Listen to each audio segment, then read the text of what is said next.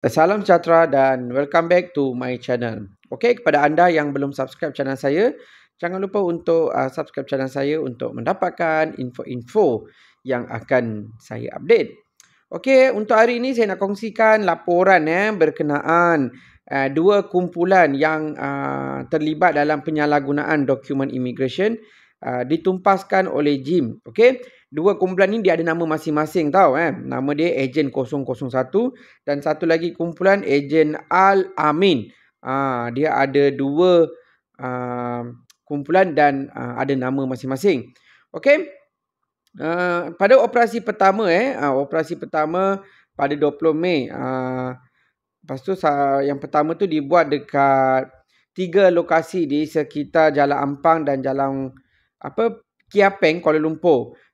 Dan dalam operasi ini telah membawa penahanan atau telah berjaya menahan 6 individu iaitu 5 warga negara Cina dan seorang warga negara Myanmar yang berusia 28 hingga 41 tahun. So ada 5 orang Cina dan 1 Myanmar.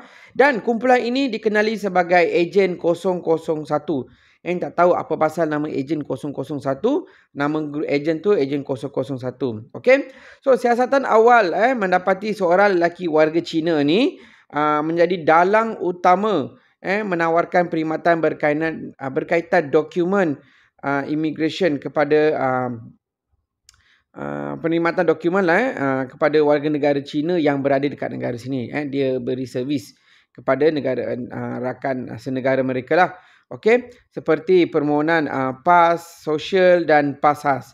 Okey, dan kegiatan ini berselindung di sebalik premis pejabat yang dijadikan pusat operasi bagi mengamburi pihak berkuasa. Okey, bayaran yang dikenakan oleh ejen ni kepada mangsa-mangsa adalah antara RM10,000 hingga RM15,000 bagi setiap perkhidmatan yang ditawarkan.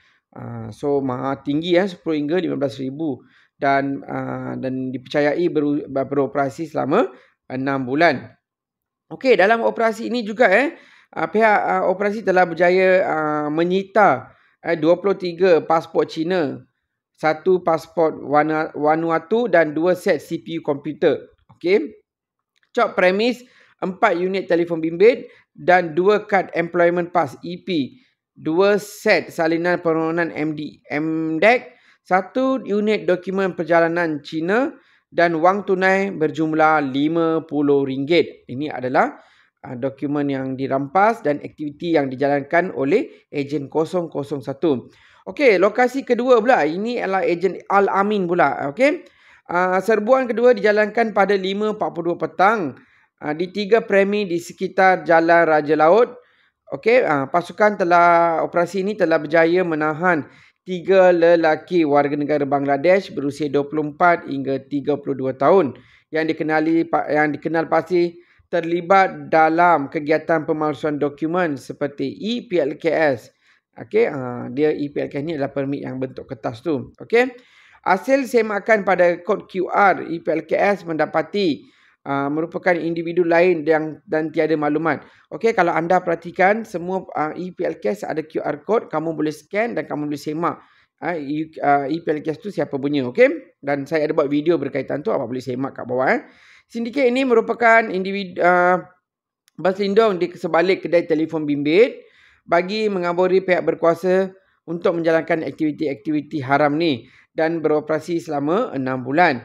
Kadar bayaran yang dikenakan adalah 30 hingga 70 ringgit bagi setiap unit EPLKS palsu yang digunakan pelanggan yang bekerja di negara ini.